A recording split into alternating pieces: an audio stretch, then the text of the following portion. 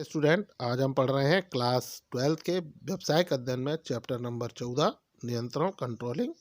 और हमारा आज का जो टॉपिक है वह है नियोजन एवं नियंत्रण दोनों अंतर संबंधित हैं और नियोजन एवं नियंत्रण दोनों भविष्यदर्शी हैं।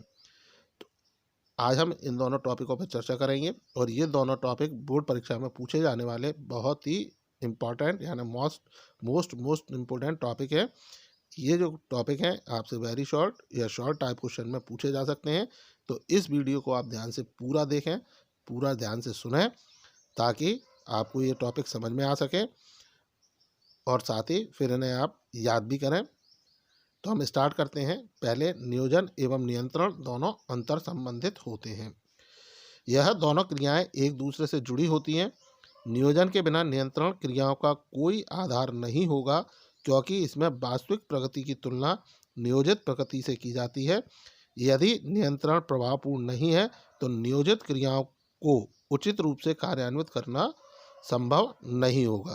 तो इसमें ये बताया गया कि जो नियंत्रण और नियोजन है यानी प्लानिंग और जो कंट्रोलिंग है ये दोनों एक दूसरे से जुड़े हुए हैं, एक दूसरे से इंटरकनेक्टेड होते हैं, इंटर रिलेटेड होते हैं। नियोजन के बिना नियंत्रण क्रियाओं का आधार नहीं होगा यानी जो प्लानिंग अगर हमने नहीं की, अगर हमारे पास कोई प्लानिंग नहीं है तो ऐसे में कंट्रोलिंग का कोई बेस नहीं होगा, कोई आधार नहीं होगा क्योंकि इसमें वास्तविक प्रगति की तुलना नियोजित प्रगति से की जाती है। क्योंकि जैसा आपने पढ़ा कि कंट्रोलिंग में हम क्या करते हैं कि जो भी हमारे एक्चुअल रिजल्ट होते हैं, एक्चुअल जो हमारी प्रोसेस होती है उसका जो मिलान है, उसको जो कंपेयर किया जाता है वो हमारी प्लानिंग प्रोसेस जो हमने प्लान किया है उसके अनुसार उसको प्लानिंग के अनुसार उसको मिलाया जाता है। यानी जो नियंत्रण होता है, नियंत्रण के अंतर्गत हम क्या करते हैं, वास्तविक परिणामों की तुलना हमने जो लक्ष्य या उद्देश्य निर्धारित किए हैं या जो स्टैंडर्ड डिसाइड किए हैं उन स्टैंडर्ड से उनका मिलान करते हैं। स्टैंडर्ड से मिलान करते हैं तो स्टैंडर्ड हमने कब बनाया, आज, और कब के लिए बनाया, आने वाले समय के लिए। तो ये प्लानिंग का ही एक भाग हो गया। तो कुल मिलाकर ये है कि जो नियंत्रण है वह नियोजन के बिना अधूरा है। क्यों अधूरा है? क्योंकि नियंत्रण प्रक्रिया में जो भी हम वास्तविक कार्यों की तुलना करते हैं उसकी वो तुलना हमने जो नियोजन में जो अपने प्रमाप निर्धारित किए हैं उससे उनकी तुलना की जाती है। तो अगर नियोजन नहीं होगा तो नियंत्रण नहीं होगा, या नियोजन नहीं है तो नियंत्रण हमारा महत्वहीन हो जाएगा। इसी में हम आगे बढ़ते हैं। नियंत्रण की एक संपूर्ण प्रक्रिया वास्तविक प्रगति की नियोजित प्रगति से विचलन का अध्ययन तथा इन विचलनों को दूर करने के उपायों से संबंधित है।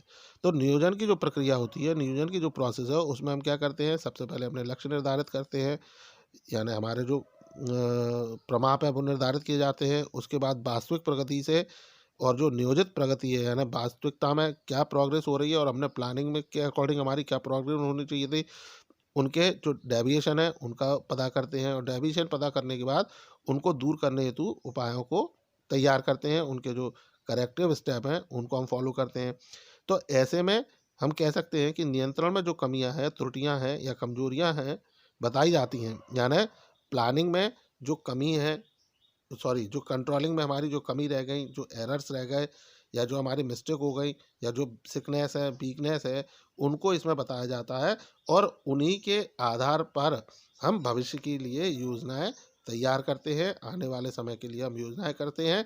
तो जो पूरा हमारा जो हमने पढ़ा उसका कंक्लूजन ये निकला, उसका निष्कर्ष ये निकला कि जो नियोजन है वह नियंत्रण के बिना अधूरा है और नियंत्रण है वो नियोजन के बिना अधूरा है।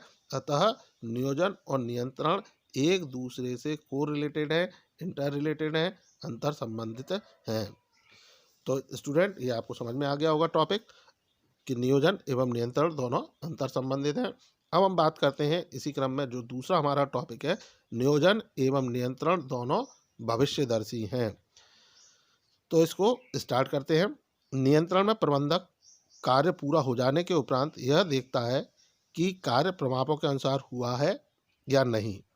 अतः कहा जा सकता है कि नियंत्रण पीछे देखने की प्रक्रिया है, परंतु नियंत्रण वास्तविक प्रगति की निर्धारित प्रगति से तुलना करके नई योजनाओं को अपनाने तथा विद्यमान योजना में संशोधन करने में मदद करता है।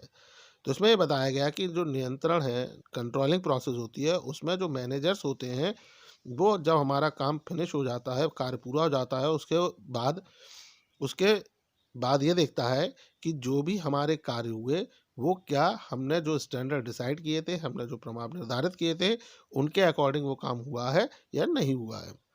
तो ऐसे में हम कह सकते हैं कि जो कंट्रोल है, वो पीछे देखने की प्रक्रिया है, यानी जो कंट्रोलिंग है, वो पीछे देखने की प्रोसेस होती है। परंतु नियंत्रण वास्तविक प्रगति की निर्धारित प्रगति से तुलना करके नई योजनाओं को अपनाने तथा विद्यमान योजना में संशोधन करने में मदद करता है। लेकिन जो कंट्रोल है, वो हमारे जो एक्चुअल प्रोसेस होती है, एक्चुअल जो प्रोग्रेस है, वास्तविक जो प्रगति है, उसकी जो भी हमने स्टैंडर्ड या जो भी हमने स्टैंडर्ड डिसाइड किए थे, उसके अकॉर्डिंग जो प्रोग्रेस होनी चाहिए थी और एक्चुअल में क्या प्रोग्रेस हुई है, उनको कंपेयर करके हम अपने नई योजनाओं को बनाते हैं, नई योजनाओं को बना सकते हैं, या जो योजना हमारी चल रही है उनको हम संशोधित कर सकते हैं, उनमें हम करेक्शंस कर सकते हैं। अतः यह कहा जा सकता है कि जो भूतकाल की कमियों में सुधार करके संशोधनों का कुशलतम उपयोग संभव बनाता है। इस प्रकार नियंत्रण और नियोजन दोनों ही भविष्य में उपक्रम के लक्ष्यों को प्राप्त करने में मदद करते हैं। तो इसमें ये बताया गया कि जो भूतकाल की कमियां हैं, यानी पिछले समय में जो हमारी कमियां रह गई, या जो हमारी त्रुटियां रह गई, या जो हमारे मिस्टेक हुए, एरर्स हैं, उनको सुधार करके, यानी उन कमियों को सुधार के हम आने वाले समय के लिए हमारे जो रिसोर्सेज हैं, उनका हम अच्छे से अच्छे ढंग से यूज़ कर सकते हैं, उनका अच्छे से अच्छे ढंग से हम यूटिलाइज कर सकते हैं, जिससे हम अपने उपक्रम के, या हमारा जो उपक्रम है उसके जो टारगेट हैं, गोल हैं, उनको अचीव कर सकें। इस प्रकार नियंत्रण और नियोजन, तो जब हमने अभी जो डिटेल पढ़ी उसके अकॉर्डिंग अगर हम बात करें, तो जो हमारी प्लानिंग और जो कंट्रोलिंग है, दोनों ही भविष्य में उपक्रम के लक्ष्यों को प्राप्त करने में मदद करते हैं, यानी दोनों ही आने वाले समय में हमारे बिजनेस के, हमारे ऑर्गेनाइजेशन के जो टारगेट्स हैं, जो गोल्स हैं, उनको अचीव करने में हेल्प करते हैं। तो ओवरऑल अगर हम बात करते हैं, तो इसमें यही निकल के आया कि जो नियंत्रण में, जो हमारी नियंत्रण के द्वारा हम कमियां ढूंढ सकते हैं अपने बिजनेस की, अपने ऑर्गेनाइजेशन की, हम इसमें कमियां पता कर सकते हैं, और कमियां पता करके हम आगे के लिए प्लानिंग कर सकते हैं। तो जो कंट्रोल है और जो प्लानिंग है, दोनों ही किसके लिए हो रहा है? भविष्य के लिए, कि भविष्य में हमारी कोई गलती ना हो, कोई कमियां ना हो, इसके लिए काम किया जा रहा है। इसमें जो कुछ एवं ओ डॉलर ने भी बताया कि नियोजन की तरह नियंत्रण भी आगे की ओर देखता है तथा एक श्रेष्ठ प्रबंध नियंत्रण योजनाओं के विचलनों को उनके घटने से पूर्व ठीक करता है। तो इसमें कुछ एवं ओ डॉलर ने भी बताया है कि नियोजन की तरह नियंत्रण भी, यानी जो प्लानिंग है, उसी के अकॉर्डिंग कंट्रोल भी आगे की ओर देखता है, और एक श्रेष्ठ प्रबंध, यानी एक जो अच्छा मैनेजर है, एक जो अच्छा मैनेजमेंट है, वह कंट्रोल और प्लानिंग के जो डेविएशन होते हैं, उनको घटने से पूर्व, यानी जो हमने प्लानिंग की, प्लानिंग में हमने क्या टारगेट डिसाइड किए, और कंट्रोल में जो एक्चुअल में जो हमारे जो रिजल्ट आए, उनको हमने मेजर किया, उन दोनों के जो डेविएशन है, उन दोनों के जो विचलन होते हैं, उनको घटने से पहले ही ठीक कर देता है। तो उपयुक्त विवरण के आधार पर हम कह सकते हैं कि नियोजन एवं नियंत्रण दोनों भविष्यदर्शी होते हैं, दोनों आगे की ओर देखते हैं।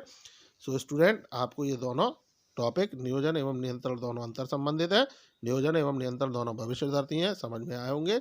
इनसे रिलेटेड यदि आपके कोई डाउट्स है, क्वेरीज हैं, तो आप कमेंट सेक्शन में कमेंट कर सकते हैं, या आप डायरेक्ट पूछ सकते हैं। So student, thank you.